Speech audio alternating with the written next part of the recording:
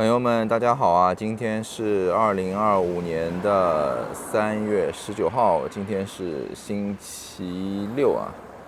那么周末了啊，终于又有时间坐在海边晒晒太阳，然后呢，顺便录一个视频和大家闲聊一下。上一周啊，我的一个视频里面说啊，这个虽然川普总统呢暂时对那个中国出的像苹果电脑啊、苹果笔记本啊，还有一些电子产品，进行了一个暂时的关税豁免啊。但我说不能高兴得太早，因为这不意味着啊他就怂了，他就投降了。当时因为有很多专家都说啊，这个川普投降了，这个关税他撑不住了什么的啊。那么这一周呢，关税啊最高的已经达到了250%还是240%，上周才140啊。那么川普总统最近呢，他会见了意大利的总理啊，在这个视频当中呢，他也说了啊，就是他觉得关税现在正大把的啊，把那个钱就是带到美国啊，就他们赚了这个关税的钱。并且呢，他也否认啊，就是关税带来的物价的增长啊。他说这个汽油啊、鸡蛋啊，还有杂货啊，都在就是变得更便宜啊。Back on trade, Mr. President, you did say that you are confident these deals will be done, but you also said that you're in no rush. Americans are seeing prices rise; they're seeing it on their bills. How long can they expect that pain to last? So they've already seen it get much better. Because if you were truthful, which you're not, I know you very well, you have gasoline that hit $1.98 yesterday in a couple of states. You have gasoline's way down. The price of oil has dropped substantially. The price of groceries are substantially down. The price of eggs. When I came in, they hit me with eggs.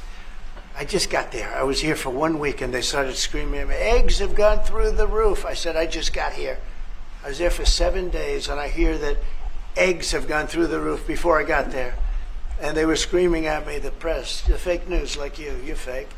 And the fake news is screaming at me like about eggs. I said, I've only been here. This is my 7th day. And they were right. They went up 87% and you couldn't get them. They said, you won't have eggs for Easter, which is coming up. Happy Easter, everybody. You won't have eggs for Easter. And we did an unbelievable job, and now eggs are all over the place, and the price went down 92%.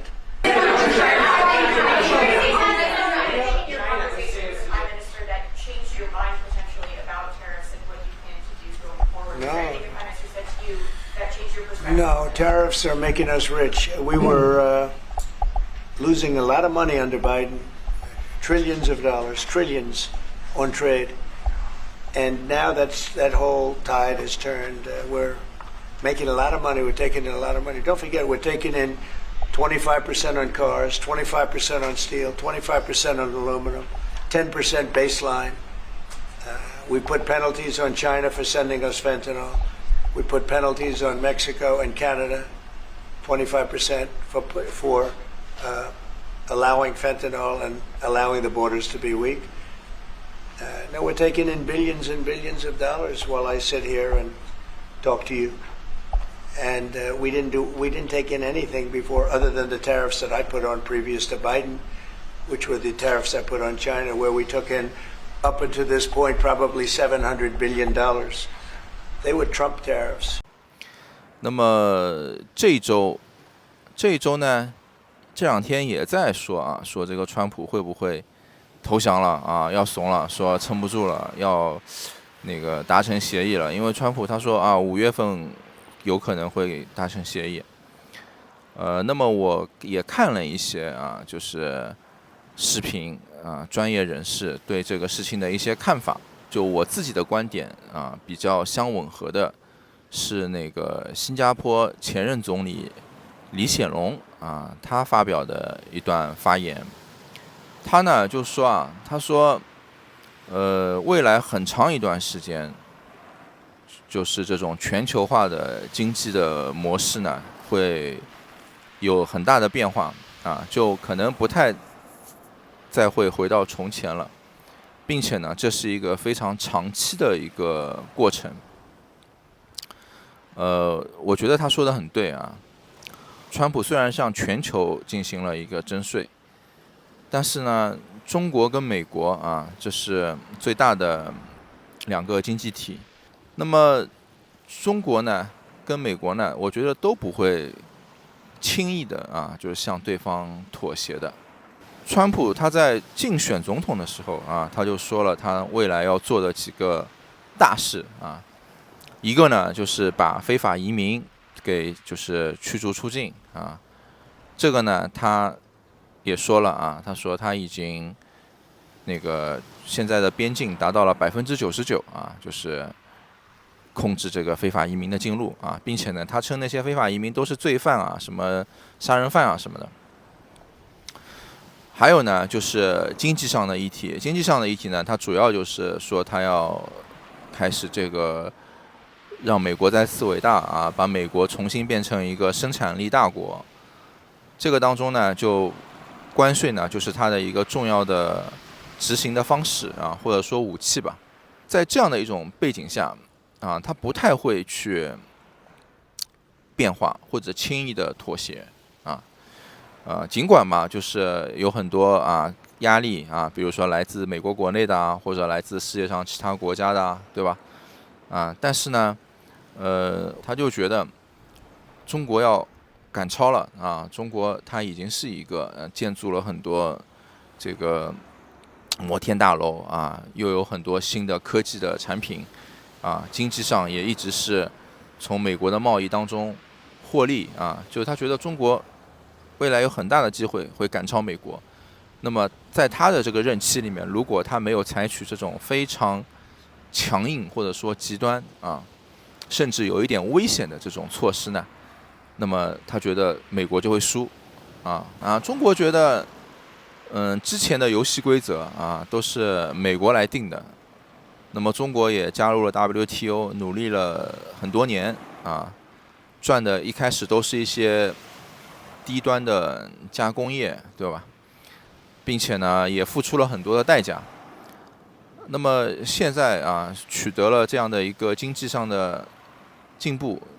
主要呢是靠自己的努力，对吧？因为他觉得 WTO 里面有很多做生意的国家呀，为什么就中国这边做起来了呢？这不单纯的是一种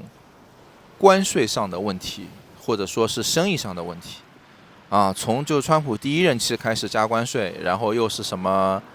TikTok然后又是华为的5G又是禁止那个光刻机卖给中国又是芯片控制包括这一次那个皮夹克这个英伟达的老板去中国访问，对吧？就是美国又开出了新的禁令就是不让那个英伟达的芯片继续卖给中国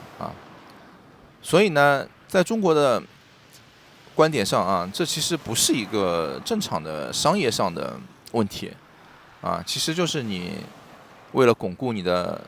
世界老大的地位所以中国的很多这种发声可以看得出很多都是从就是美国霸凌单边主义退出游戏规则退出全球化在这样的一种背景下两个国家就算暂时达成的协议，比如说川普他认为5月份有可能会达成一个协议，这个都是暂时的都不会是一个长期而稳定的。我觉得这个李显龙先生他说的这个我觉得是很有道理因为之所以就是美国会今天一直把中国视为对手，或者川普把中国视为对手的话，那说明他们已经认识到就足够的中国对他产生的这种压力吧，对吧？那在他的这个观点里面，肯定是我肯定要放手一搏我不去搏，如果中国真的在未来经济上超过了美国，甚至科技上，那美国会放弃吗？他就甘心吗？他肯定不甘心他还是会像中国现在的这个情况，它一样也会继续去跟中国竞争。所以呢，这是一个很长期的一个事情啊，就是当世界第一大国和第二大国啊，他们的这个经济实力啊相近的时候啊，这个时候就会产生非常可怕的竞争。当年那个日本也有过这样的时间，对吧？日本后来被迫签了这个广场协议，导致呢日本的芯片就一直没有正常的发展。之前日本其实它在那个半导体方面很多年以前就已经很领先了，但是呢当时就是美国发现了这个危机所以呢日本就签了一个协议多少年里面是不能够去进行这个研究。现在呢这个协议已经到了保护期过了所以日本应该很快的能在半导体技术上面呢就追赶上来。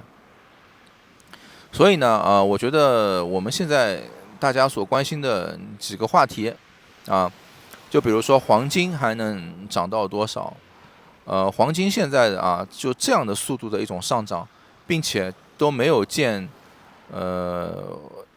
就是大幅度的这种回调这个黄金恐怕还会继续上涨这个是很有可能的因为这一切现在都是不确定性的。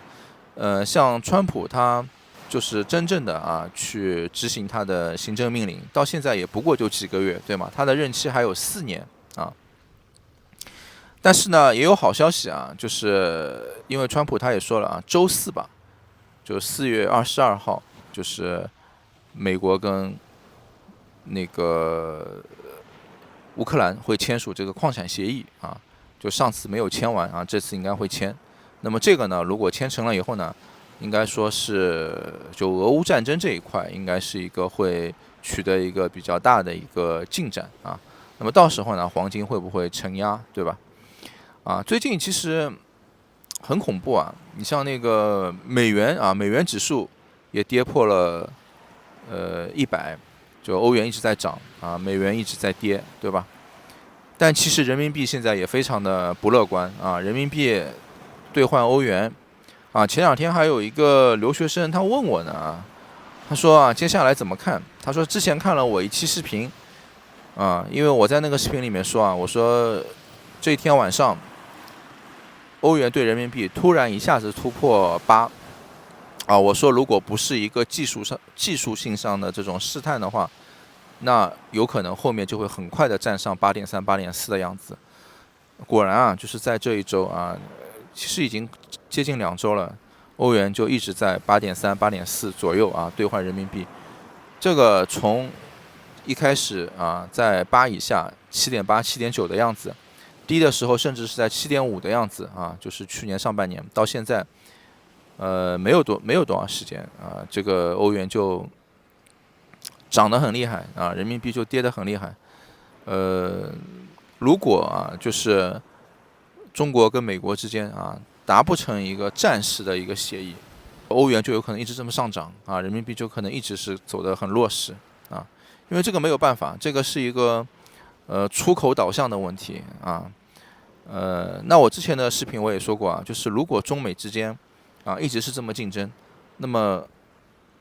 欧洲是得利的，对吧所以你看这个欧元它最近涨得也是很厉害因为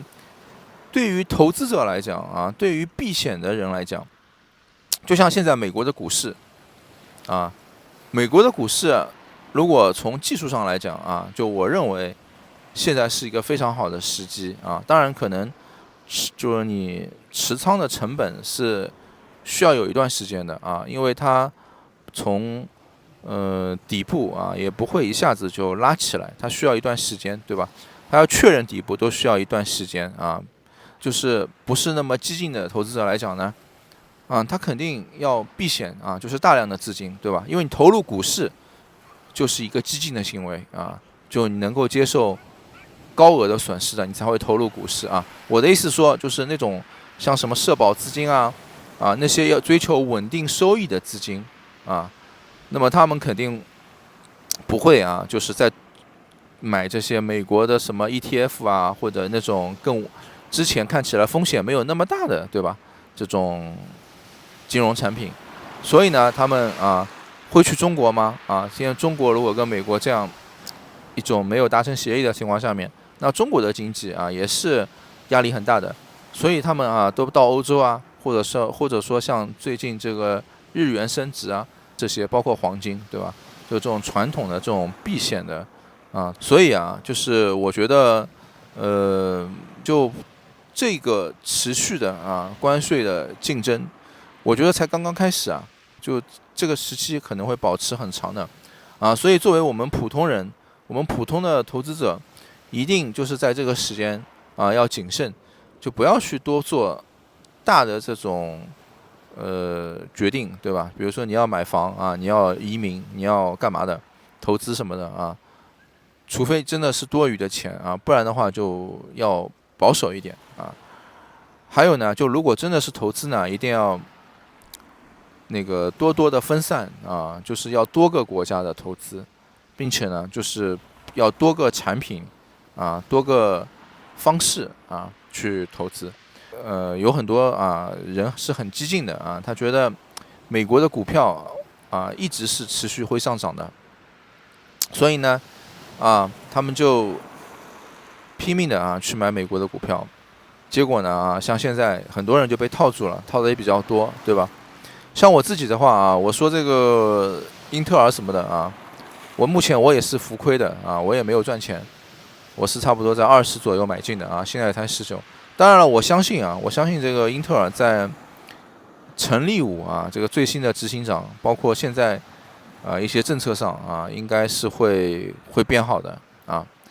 好吧，那今天就先闲聊到这里就是短暂的说说我的看法也欢迎大家留下自己的意见我更欢迎就是大家有建设性的意见。